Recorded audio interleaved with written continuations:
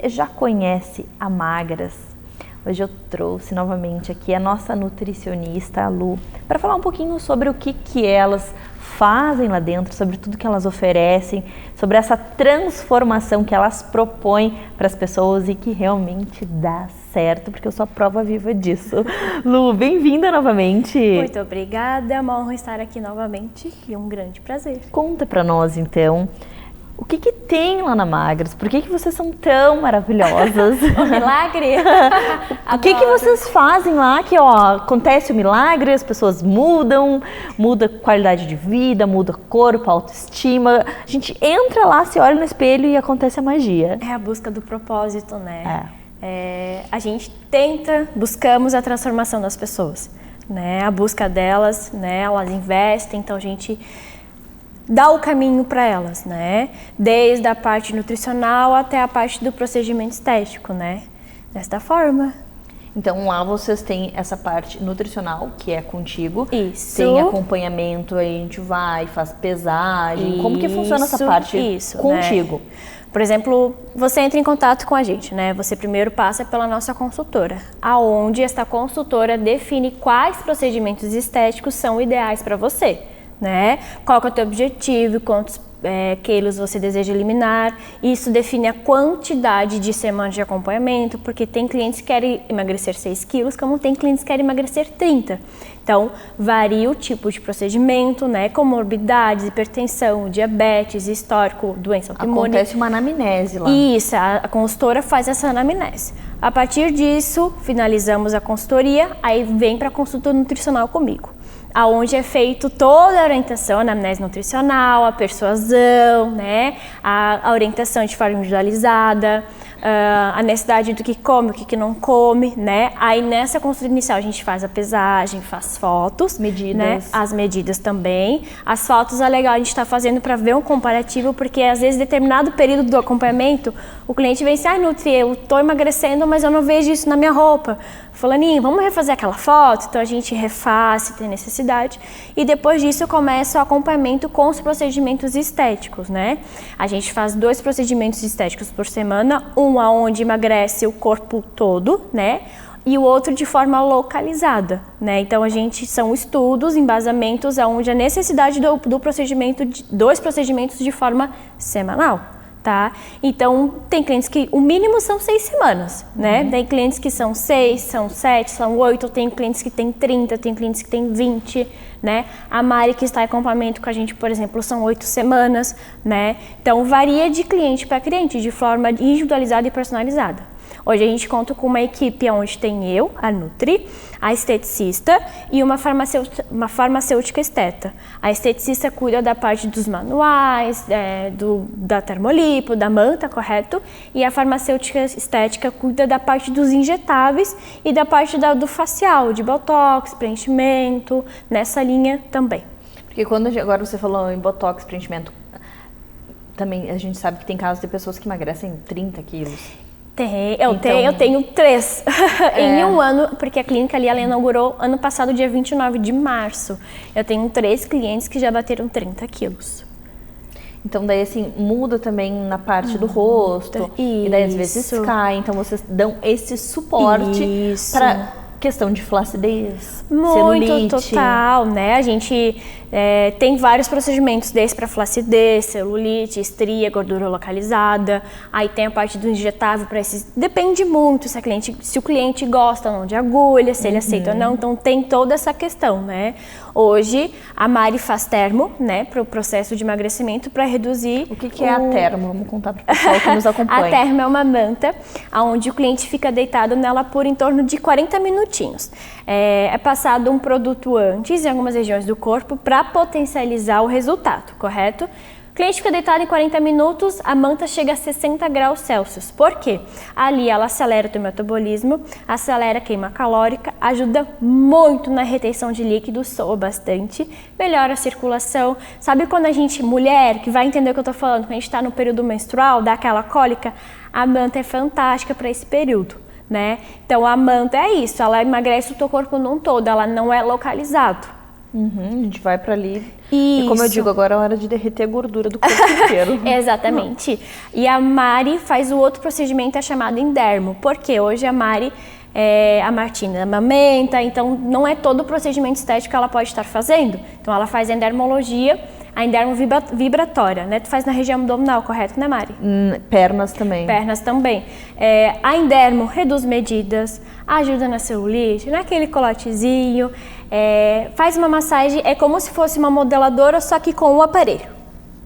Aí na parte do facial, né, a gente pode trabalhar tipo com radiofrequência facial, a papada, reduzir olheiras, né, peeling químico para renovar a pele, tudo isso. Então, é por isso que o milagre acontece lá.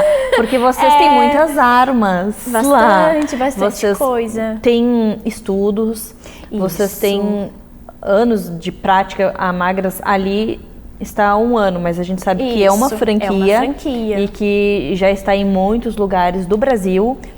Transformando vidas. Exatamente. Então, todo esse estudo, todo esse embasamento, vocês sabem o que dá certo, o que dá errado. Isso, né?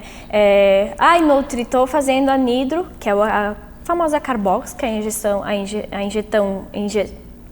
injetado gás carbônico, mas não estou gostando da agulha, tá me doendo, então a gente consegue fazer a troca de procedimento, né? Caso o cliente não dá conta.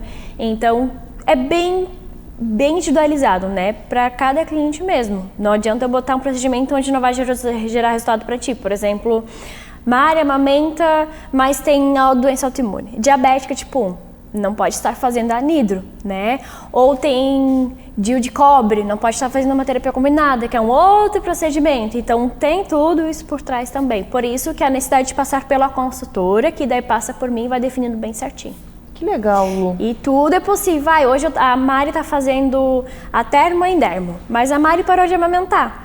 A Mari agora quer tratar a flacidez abdominal dela. Então a gente pode potencializar ainda, a gente pode botar mais um procedimento estético onde a gente pode tratar a flacidez e a gordura ao mesmo tempo. A radiocriogênica, por exemplo, é tipo fantástica, resultados muito incríveis, assim. Ela quebra a gordura e trata a flacidez ao mesmo tempo porque ela ajuda na produção do colágeno. Olha só. É fantástico. Eu sou apaixonada, eu amo as minhas segundas-feiras, quando eu vou pra lá. E outro só que eu queria entender, como é que funcionam os encontros com você? Os encontros comigo, a partir da consulta inicial, aí a gente tem um retorno de 7 dias. Depois deste retorno de 7 dias, a gente faz um em 15 dias. E depois de 15 dias, a gente vai definindo, né? Eu te vejo daqui a 1 semana, eu te vejo daqui a 15 dias, eu te vejo daqui a 3 semanas. Mas fora isso, a gente tem o acompanhamento diário pelo WhatsApp. Então, você fica perto comigo 24 horas por dia. Final de semana também conta, um ponto bem importante. Você manda foto, tira dúvidas, nutre isso, aquilo, o que você acha de comer isso no mercado. Pode 100%, não respondo na hora, um ponto muito importante. Mas eu tiro um momento do meu dia para estar respondendo no WhatsApp para ter esse acompanhamento diário de perto que faz toda a diferença, né? Ou se faz. Não deixa o cliente desistir dele mesmo, que é a nossa busca. E quando a gente não manda, ela cobra ainda para ver como eles estão em cima. Eu adorei. Onde é que você tá, Mari? Adorei poder mostrar para as pessoas um pouco do trabalho de vocês. E eu espero que você tenha gostado também. Como eu já falei, procure a Magras lá do Continente, que vocês vão se apaixonar, porque lá realmente elas fazem a magia acontecer. Até a próxima! Até, muito obrigada!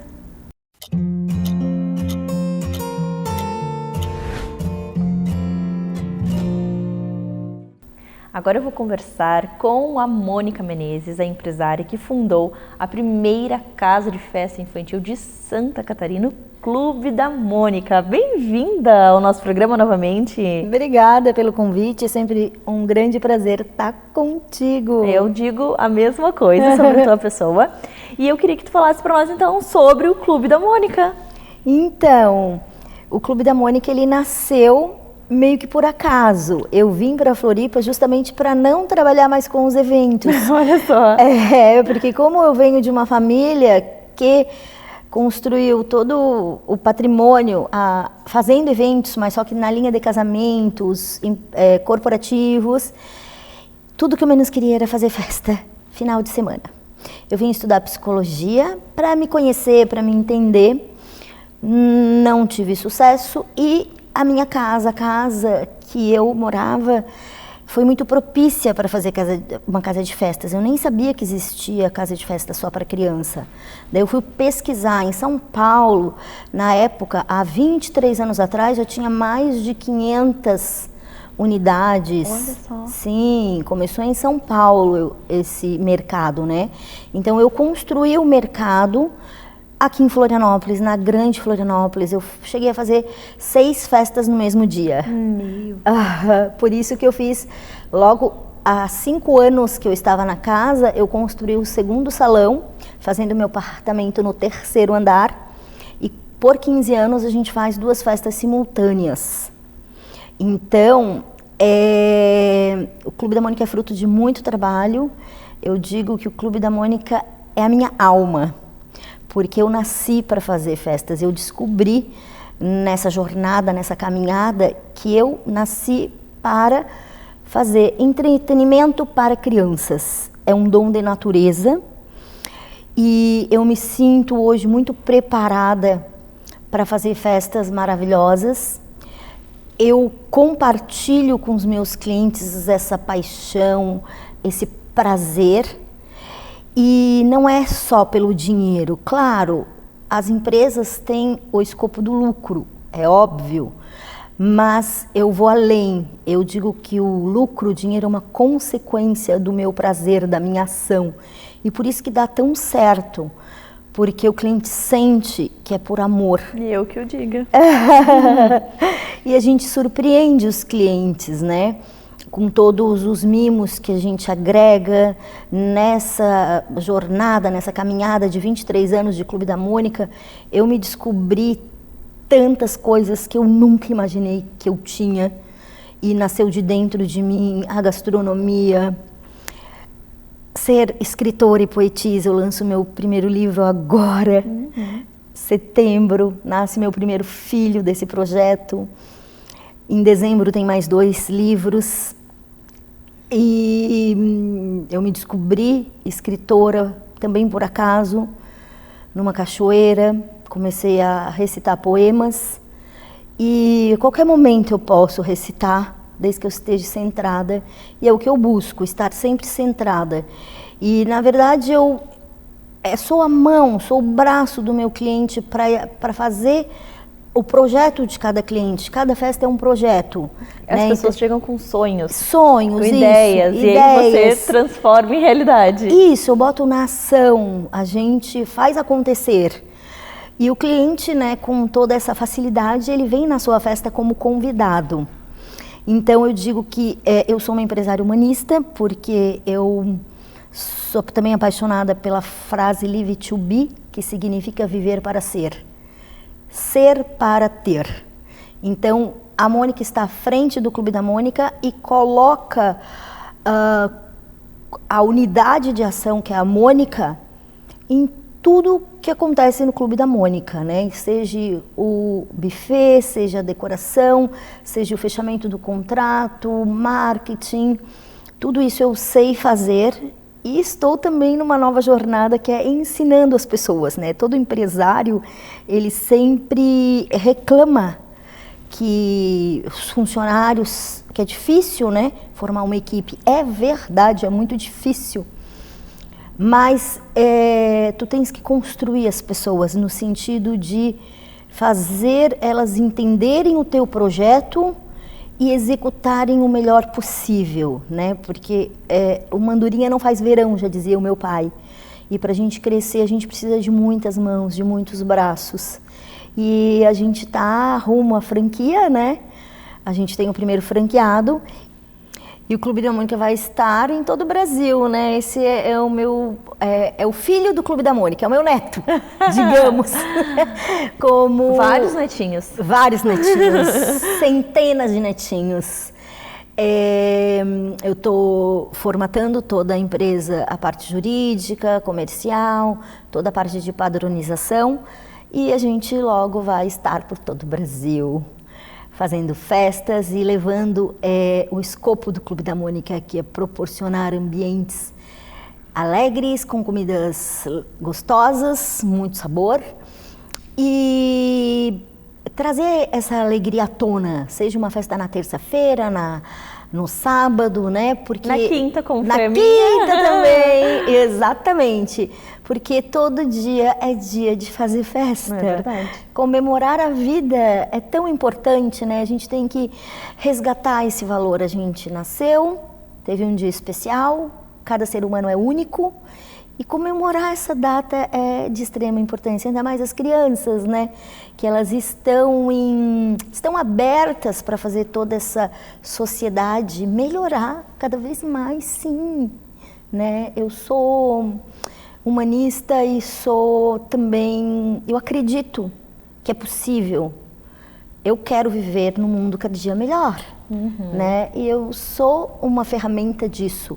Eu tenho que fazer essa ação, todos temos, não adianta só a gente reclamar, tem muito imposto, isso, aquilo, vamos lá, vamos mexer, vamos falar com o deputado, nananã. Não é assim, se a gente tiver menos impostos, a gente pode crescer mais, pode gerar mais, né? Tem toda essa questão que é incumbência de todas as empresas, né? Todas as empresas têm a mesma gestão, né? Da base, e ser diferente, empresas humanistas. É isso que eu quero para a sociedade. E o Clube da Mônica contribui com isso. Contribui muito, alegrando a vida dessas crianças, dessas famílias. O Dia das Famílias, das Mães, é tão conturbado, com tantos afazeres, né? Ter aquele respiro na festa é muito bom, dá mais vigor para continuar. Mais um né? ano. Mais um Aí ano. no próximo ano faz de novo. Faz de novo. Vai recarregando as energias ano a ano lá no Clube da Mônica. E é legal que como eu me desenvolvi, me conheci, eu tenho uma criatividade muito aflorada, né? Então eu sempre tenho novidades. É verdade. E o cliente gosta da novidade. Com certeza. E que é uma festa especial, uma festa diferente? Por exemplo, eu lancei há 16 anos atrás a primeira festa do pijama do Brasil. A gente teve Bom Dia Santa Catarina ao vivo. Bom Dia Brasil passou no dia 1º de maio, há 16 anos atrás. O que eu peguei? Eu peguei uma sacada do Big Brother e coloquei câmeras onde os pais de casa poderiam estar vendo as crianças ali. Só que não deu muito certo, porque naquela época não tinha tanta tecnologia, então o sistema caía e os pais ficavam apavorados. Eu fiz 6 festas e desisti. Hoje a gente está na moda da festa do pijama, a gente está trazendo também, faz uns 5 anos, né, com as barraquinhas, inovaram, né? Então a gente tem a festa do pijama, a gente tem a festa spa, que é uma festa muito legal. Eu também estou fazendo cursos de massagista, que eu gosto. Para mim poder delegar, eu aprendi isso, para mim poder delegar para a equipe, eu tenho que saber. Então eu aprendo a fazer tudo. E daí depois eu encontro a pessoa certa para dar continuidade àquele ofício, né? Porque eu não vou poder fazer tudo para sempre, obviamente, né? Então o Clube da Mônica, ele nasceu do meu sonho de independência, deu certo porque era o que o social precisava. Eu sou muito feliz em ser precursora desse mercado. Hoje tem dezenas de casas, dezenas de profissionais que fazem as festas nas casas das pessoas também, que é muito legal. Então, contribui com o social, com toda a questão de economia nacional de Santa Catarina, né? E o mercado, ele é gigante. É verdade. É gigante.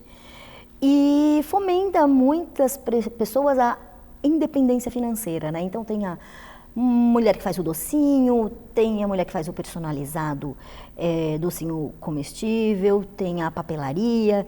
Então são vários artesãos em prol de uma festa e todos ganham, né? E o cliente ganha mais a felicidade daquele momento com o filho dele, com a cria dele, que é tudo, é o maior amor, né? Tu sabe, né? Tu é mãe, o quanto um filho é importante para uma família estruturada, né? O quanto amor.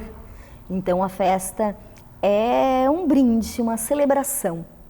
E o Clube da Mônica contribui com isso. Ai, me emociona Mônica, até falar. Eu tenho certeza disso. Porque é parte, né? Um líder capaz, ele impregna o seu espaço por todo o seu espírito, toda a sua alma, porque a gente não é só a massa, a gente é muito mais, né? Obrigada por dividir conosco um pouquinho da tua história, E eu espero que você tenha gostado.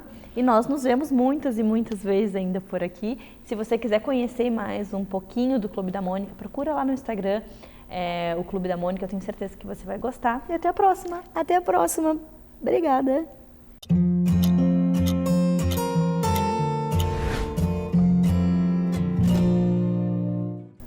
O cenário tá do jeito que eu amo, cheio de brinquedo e com essa lindeza da Baby Boom. Vicky, bem-vinda novamente. Obrigada, Mari. O que você trouxe de maravilhoso para alegrar o nosso dia, para a gente apresentar para as mamães que já aderiram a essa prática maravilhosa da locação dos brinquedos? Mari, hoje a gente trouxe alguns brinquedos que ajudam a engatinhar e a andar. Olha só.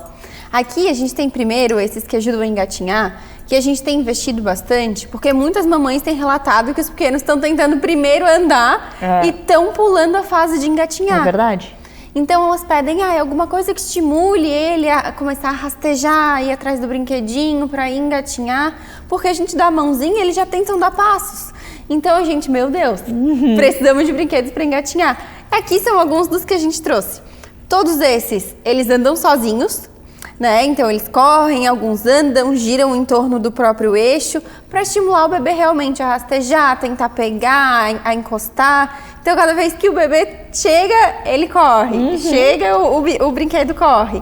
E isso tem tido uma resposta bem legal. Eles estão, vários que alugaram conosco, estão conseguindo assim aquele iniciozinho, porque a gente percebe, Mari, que depende mais do incentivo. Sim.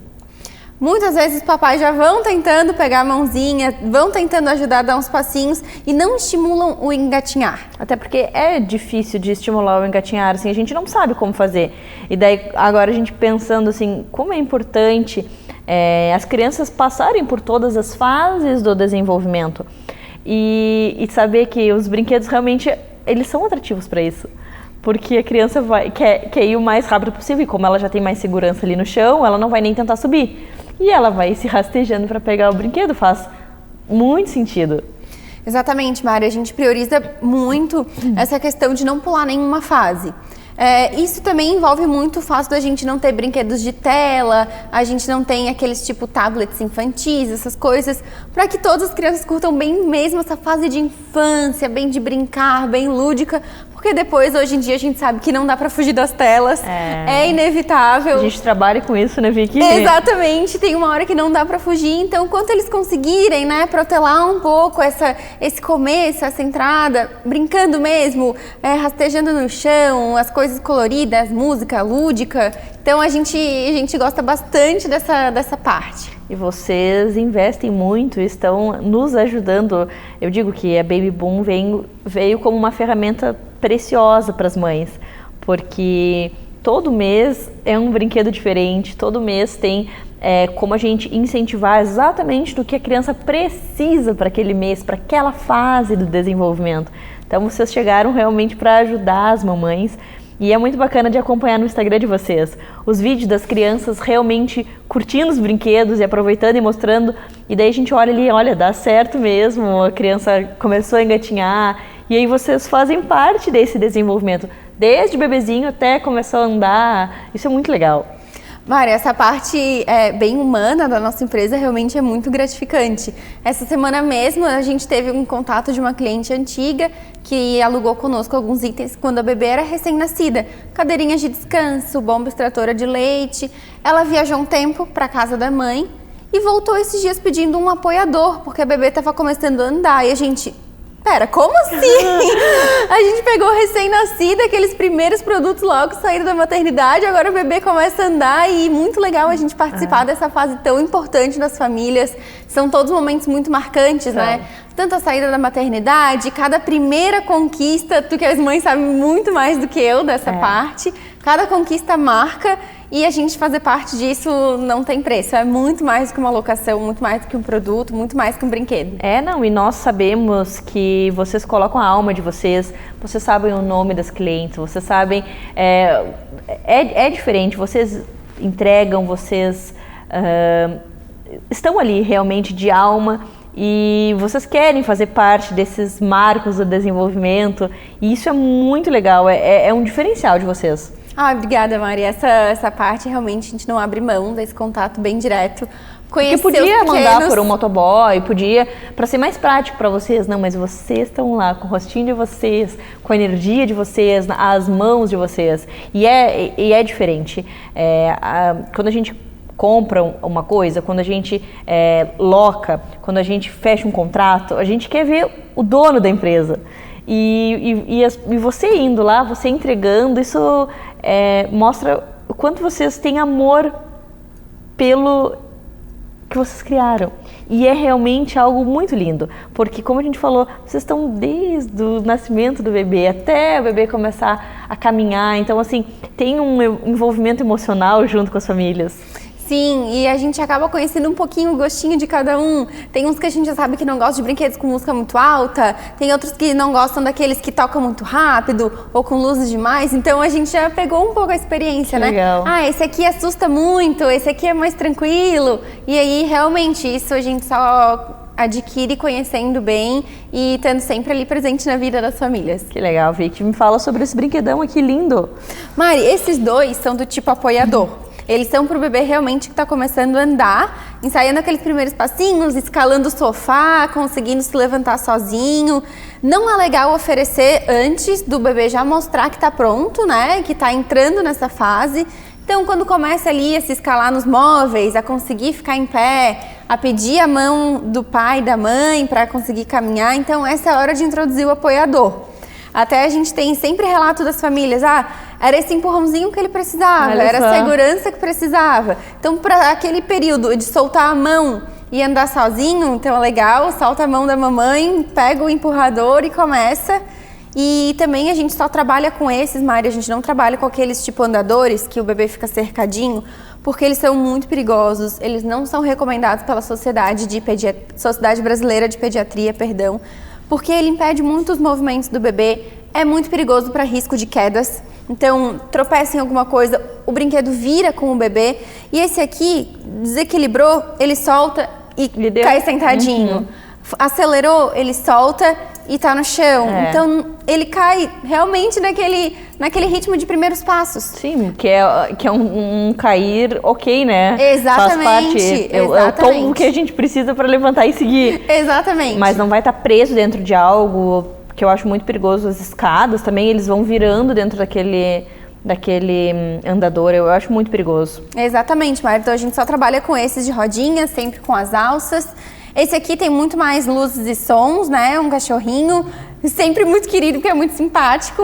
Sorridente. Sempre. E esse aqui é um trailer de aprendizagem. Ele simula um trailer daqueles de camping. Então tem aquelas frases de viagem, frases de camping. Ele acompanha vários acessórios, panelinha, comidinha. Que legal. Então também, além de ajudar a andar, também tem muito da brincadeira lúdica. Daquele estilo brincadeira de casinha que a gente tinha muita panelinha, muita comidinha. Boa. Exatamente. Esse tem mais de um propósito. Vicky, amei os brinquedos, eu amo todos os brinquedos que vocês compram, que vocês trazem para locação, e eu espero que você tenha gostado também. Se você tem uma criança em casa, ou se você vai ter, eu quero que você já conheça a Baby Boom.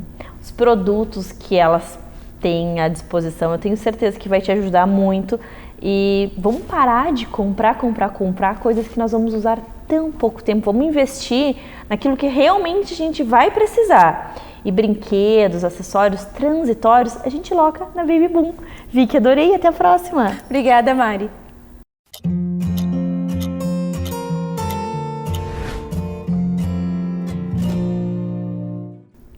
Agora nós vamos falar sobre endometriose. Você já ouviu falar? Você sabe o que é? Quais os sintomas, tratamento? Tudo isso a gente vai te explicar agora com a doutora Márcia, nossa ginecologista e obstetra. Bem-vinda novamente. Muito obrigada, prazer estar aqui.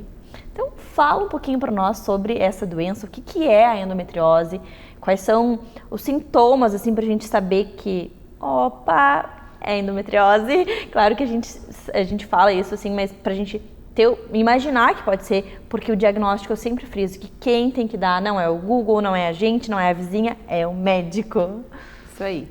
Então a endometriose ela é uma doença benigna, né?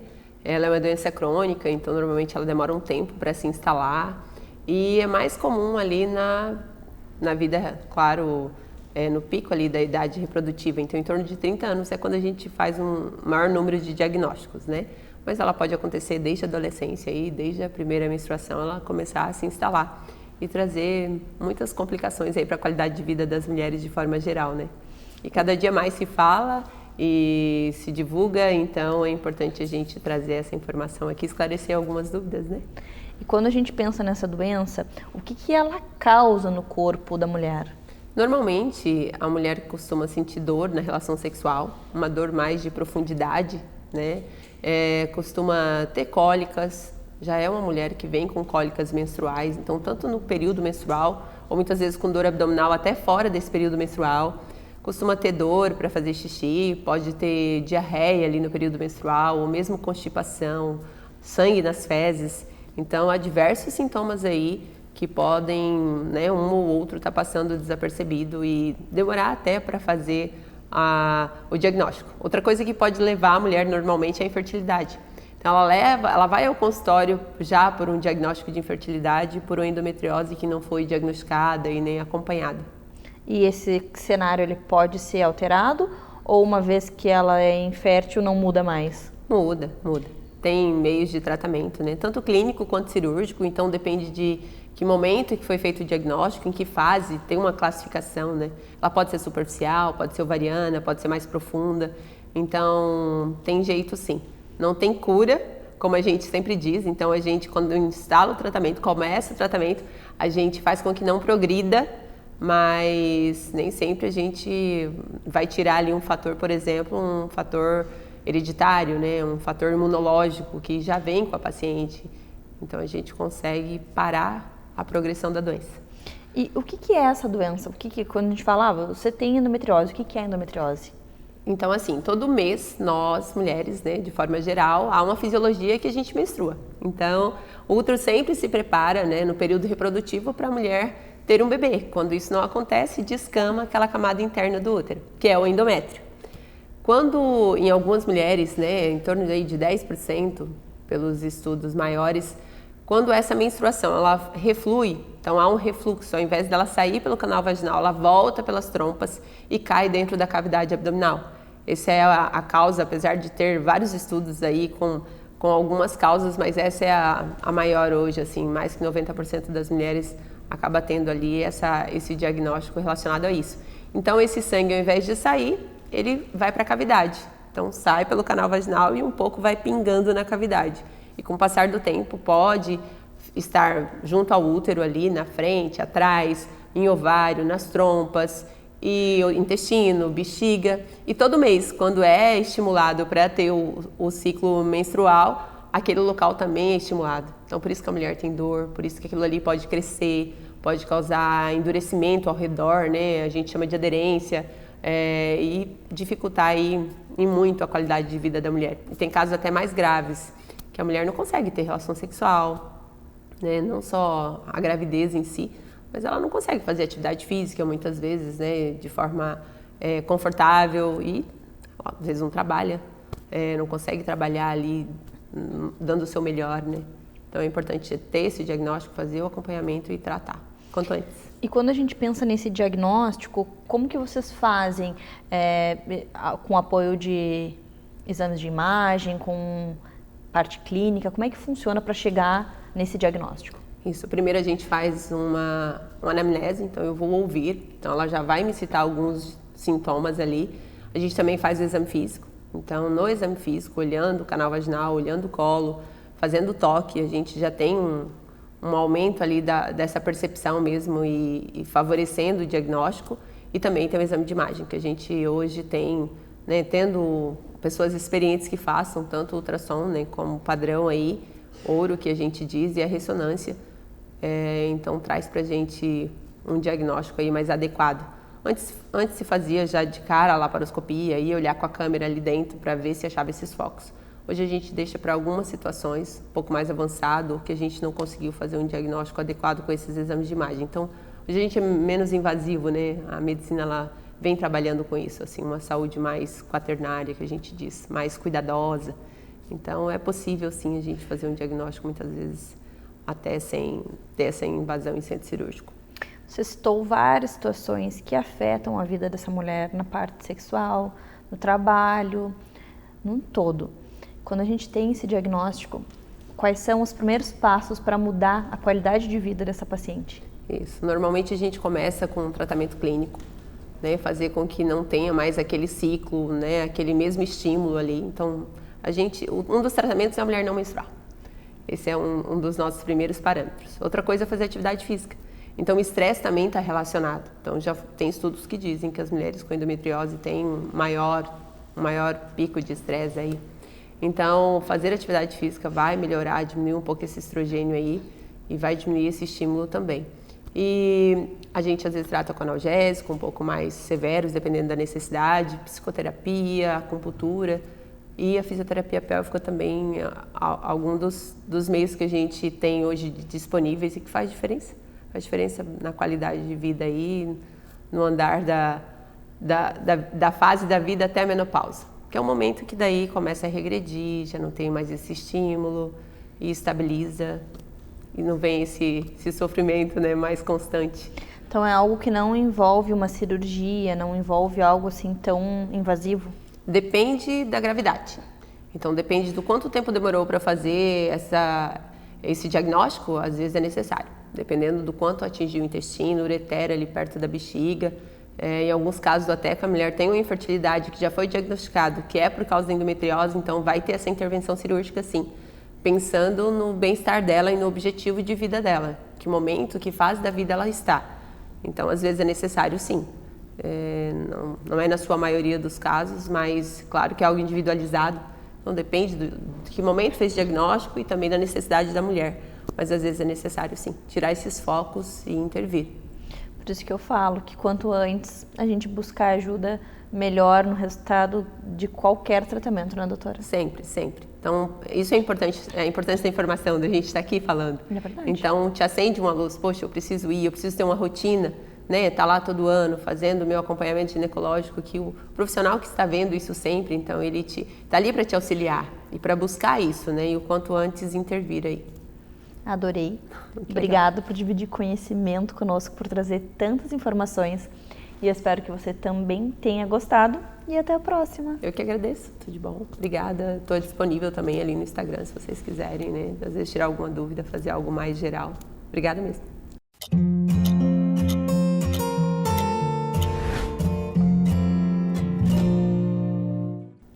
Você já ouviu falar em criança superdotada? Hoje a gente vai falar um pouquinho sobre esse assunto. Será que existe mesmo? O que é uma criança superdotada? Bem-vindo novamente ao nosso programa. Bom, boa tarde novamente, Mariana. Boa tarde, pessoal. Então, viemos aqui hoje para conversar sobre esse assunto que muitas vezes é tão falado, mas ele não é tão conhecido, né? A questão da superdotação, hoje em dia, existem dois termos que são muito comuns. Um termo é altas habilidades e o outro é superdotação. E eles não são a mesma coisa. Existem autores que consideram como a mesma coisa, mas o normal é que a pessoa superdotada seja considerada aquela pessoa, entre aspas, como se fosse um gênio, e a pessoa com altas habilidades, a pessoa com alto desempenho em alguma área. Uma pessoa para a gente ter uma ideia da grande diferença, os superdotados, eles são 2% da população, em média, e as pessoas com altas habilidades, 6% da população. Existem várias formas de se, não exatamente medir, mas de se qualificar, quantificar. Existem alguns testes e o mais conhecido é o teste de QI, né? Mas é importante deixar claro para o pessoal que está nos assistindo que não é a única forma. Porque o teste de QI, ele é muito importante, ele é um coeficiente que ele é validado internacionalmente. Claro, cada país faz as suas alterações de acordo com a sua característica cultural, mas existem várias outras ferramentas que também grandes escritores da área da neuropsicologia e afins que colocam como testes muito interessantes que não medem o QI quantitativamente, mas medem que a pessoa tem uma alta habilidade numa determinada área. Por que a gente tem que fazer essa colocação? Pelo seguinte, simplesmente ter um número alto do QI não quer dizer que a pessoa tem uma capacidade alta de adaptação. E vários aspectos que têm que ser levados em consideração. A questão das altas habilidades ele é multifatorial. Então não adianta você apenas levar em conta que a pessoa se destaque em uma área e não se destaque em outra. Por isso é tão importante a gente diferenciar a superdotação das altas habilidades. Como exemplo, vou dar uma pessoa que tem altas habilidades. Lionel Messi. Ele tem uma alta habilidade psicomotora. É fora do comum. Barack Obama. Você pode não gostar do Barack Obama politicamente, mas ele tem uma alta habilidade no poder dele de ter relações interpessoais e de se comunicar incrível. Ele se comunica muito bem. Mahatma Gandhi era uma pessoa que, da mesma forma, que ele, através do comportamento dele, ele tinha capacidade que se chama intrapessoal, extremamente importante, que era capaz de conduziu milhões de pessoas de um país até uma revolução pacífica. Sem ele ter nunca falado para ninguém pegar uma arma. Esse cara tem um alto poder de persuasão. Isso daí é uma alta habilidade. Então, nós temos que saber, primeira coisa, é diferenciar os dois. E, além disso, nós temos que saber o como estimular e as características de cada situação. Porque, ao contrário do que as pessoas pensam, não é fácil ter uma pessoa com altas habilidades de superdotação em casa. Isso pode se tornar até uma fonte de vários problemas. E como que a gente nota, quando que a gente... Opa, vou levar para um profissional, porque eu acho que alguma coisa está diferente por aqui. Primeira coisa, é importante levar o profissional para saber como estimular essa criança. Por quê? Vamos dar um exemplo aqui. Eu vou dar alguns exemplos. A criança que aos 2 anos se alfabetizou sozinha, filha de 2 pais, com o 2º grau completo, mas que não eram pessoas com faculdade, com livros dificílimos dentro de casa, e aos 3 anos e meio estava se alfabetizando em inglês sozinha. A outra criança que queria estudar, entender as estrelas. O pai mostrou o site da NASA para ela. Olha, filha, essa criança começou a aprender o inglês sozinho para poder frequentar o site da NASA. Então, são coisas assim que você tem que olhar. Opa, tem algo de errado acontecendo. Outras coisas é ver o que está acontecendo na escola. O meu filho não se adapta, tem notas altas e participa da aula. Opa, peraí, tem algo de errado acontecendo. Mas o que é esse algo de errado? Por exemplo, essa criança tem 10 anos de idade, os colegas estão brincando de esconde-esconde e essa criança já está com a cabeça lá na frente. Essa criança, a escola está muito fácil para ela e essa criança não tem uma adaptação perante os colegas. Ela só consegue fazer amizade com crianças mais velhas ou começa a se embotar psicologicamente, começa a se fechar. Aí isso gera o quadro cognitivo dela muito à frente, gera um quadro psicológico que começa a andar para trás. O que é o problema dessas altas habilidades de superdotação? A criança ela tem vários níveis. O nível do desenvolvimento físico, o nível do desenvolvimento psicológico, que tem muito a ver com a sua parte socioemocional, e o nível do desenvolvimento cognitivo. Imagina, ela está com o nível do físico aqui, o emocional aqui e o cognitivo aqui. Isso causa um certo problema. Ela é uma criança. Ela tem dificuldade de se entender com o mundo, porque ela está descobrindo o mundo. E aí ela tem esse problema, esse desparelhamento. É muito difícil ela lidar com isso. E os pais têm que notar isso quanto antes e procurar um apoio. Nossa, a gente pensa, meu filho é super dotado, a gente acha que é algo assim para se vangloriar, mas na verdade é algo que a gente tem que tomar muito cuidado, porque a gente tem que saber como conduzir essa criança. Sim, a criança superdotada, ela precisa de apoio psicológico. Por melhor que ela seja, precisa. O apoio neuropsicológico, neuropsicopedagógico, ele é dado primeiro para a testagem, para dizer e também para levantar aquela área que a criança deve ser estimulada se você quer que ela tenha um alto desempenho.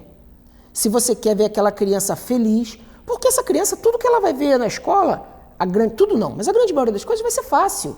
Os estímulos das crianças da idade dela não serão suficientes para deixar ela plenamente satisfeita e um desenvolvimento assim, ela vai além do satisfatório, então aquilo não vai alegrar ela tanto. Então, você tem que procurar ou ajuda neuropsicopedagógica ou neuropsicológica para isso, levantar isso. E o apoio psicológico é importantíssimo. Queria deixar aqui como exemplo o caso de William James Sidis.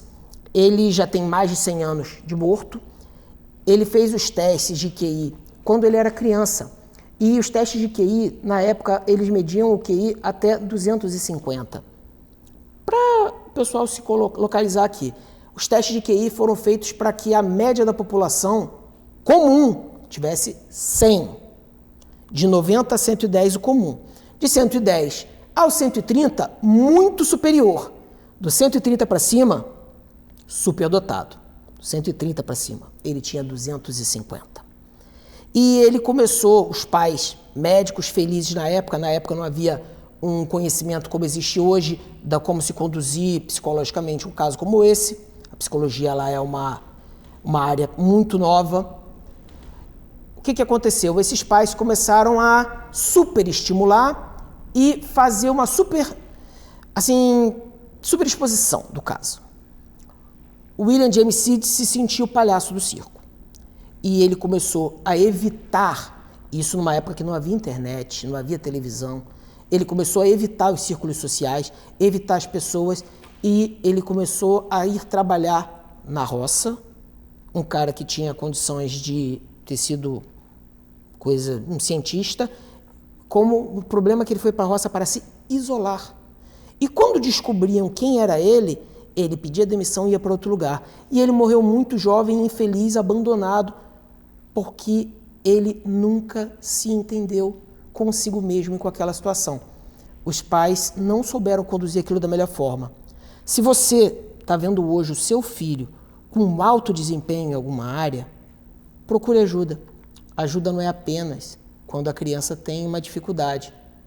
A gente chama de comportamentos típicos e atípicos por causa disso. O atípico ele pode ser porque há um problema ou porque há um desempenho muito superior. Você vai poder estimular o seu filho da melhor forma, dar a ele o melhor, o que vai fazer com que ele seja o profissional no futuro que você deseja e que ele seja a pessoa feliz que ele deve ser e também que ele seja o cidadão que a sociedade merece. Mas para isso você tem que agir hoje. É muito legal, é muito bonito ter um filho nessa situação, mas ele precisa de um cuidado especial. Obrigada por dividir conosco o teu conhecimento, por trazer tantas informações, e eu espero que você tenha gostado, e até a próxima. Até a próxima, então. Obrigado, Mariana. Até mais, pessoal.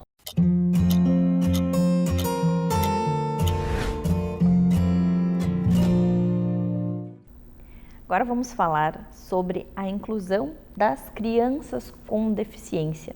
Se você tem uma criança aí na sua casa com algum tipo de deficiência, eu quero saber se você leva essa criança para as áreas comuns, se essa criança frequenta parquinho, vai no aniversário dos amiguinhos. Como é que é a vida social da sua criança? A deficiência atrapalha? Eu trouxe uma pessoa que eu amo muito conversar sobre esse universo, que é a Júlia, a nossa fisioterapeuta neuropediátrica. Bem-vinda novamente. Muito obrigada. Eu amo esses assuntos que tu traz, porque tu faz com que a gente abra a nossa visão sobre esse universo, sobre as crianças com deficiência e sobre a importância delas estarem juntas, delas brincarem, delas frequentarem sim outros lugares. Então, vamos abordar esse assunto. Ótimo.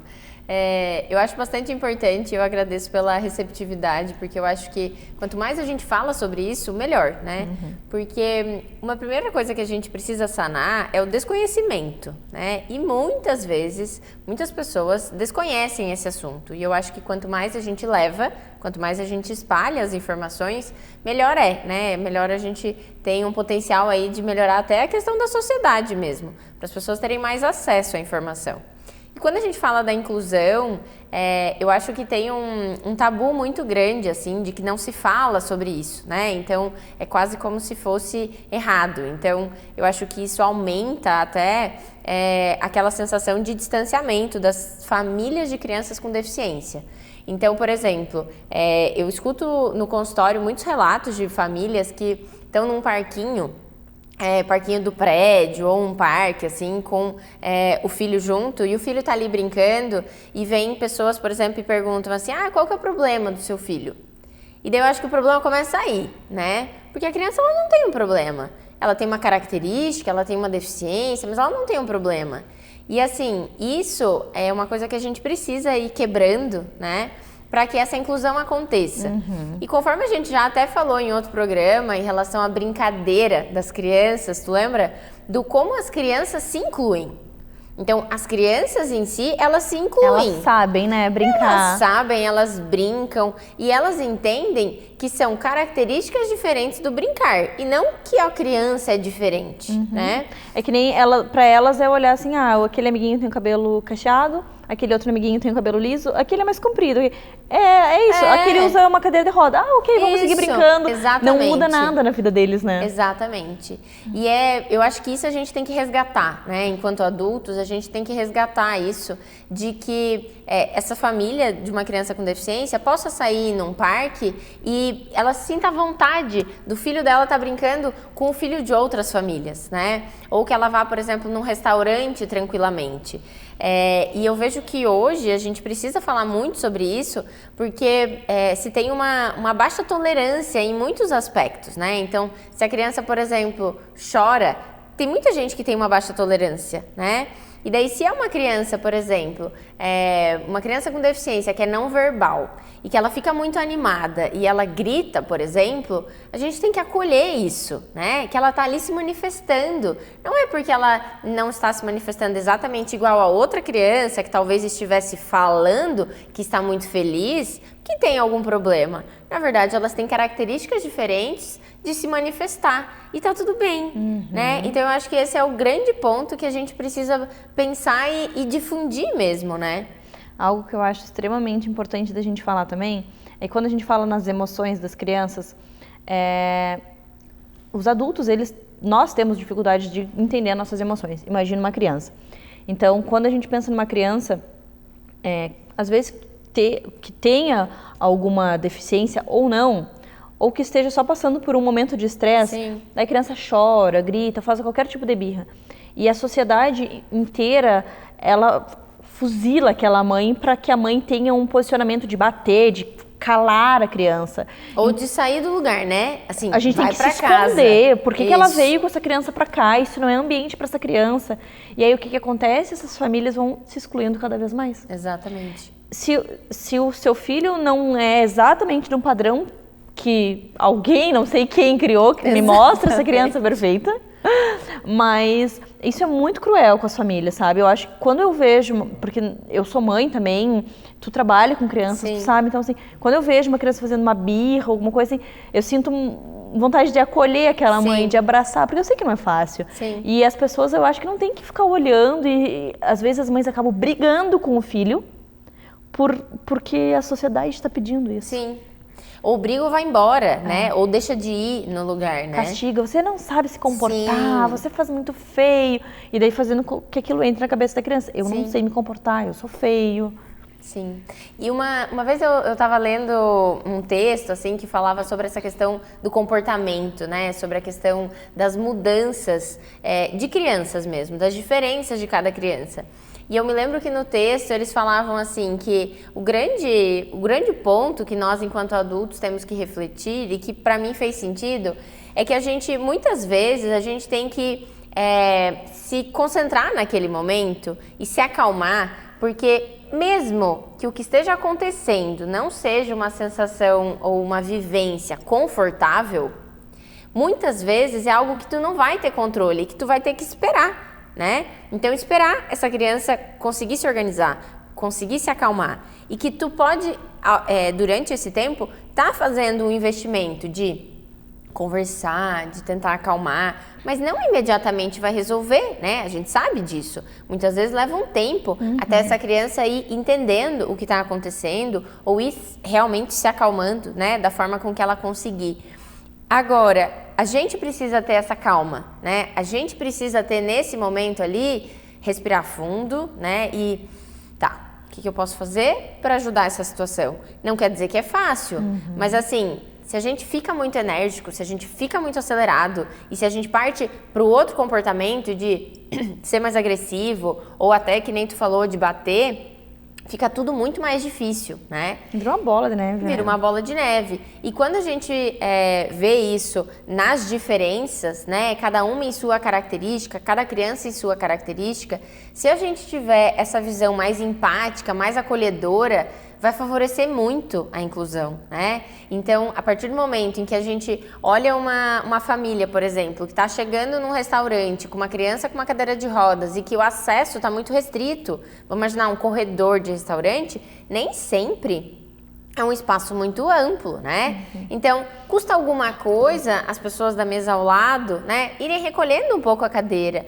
facilitar essa chegada dessa família, né? Será que é só a mãe e o pai que tem que ir lá pedir com licença para essa cadeira, para empurrar e tal? Ou as pessoas ao redor podem se dispor, né? Serem proativas e anteciparem, né? Eu acho que isso faz com que a gente torne um ambiente mais inclusivo e mais acolhedor para todos. É verdade. E eu acho que todos saem ganhando, sabe? Eu acho que isso é uma coisa que a gente tem que ter essa consciência, assim, de que a inclusão, ela não é para o outro, ela é para todos, né? Então, não é porque a família não tem uma criança com deficiência que ela não tem que pensar ou falar sobre a inclusão, né?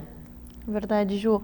Como eu comecei o programa falando, eu adoro quando tu traz esses temas, porque eu acho que abre a nossa mente e eu espero que você também tenha sentido e que faça sentido para você. Sim. Se você passar por uma situação dessa, seja proativo, não é porque você não tem uma criança com deficiência que você não pode ajudar, fazer com que essa família se sinta acolhida nos locais, porque elas devem frequentar todos os locais que todas as outras famílias frequentam também. Eu adorei. Obrigada por trazer essas reflexões para nós, para a gente abordar esse tipo de conteúdo que é tão importante para a sociedade num todo, Ju. Obrigada mesmo e até a próxima. Eu que agradeço, até.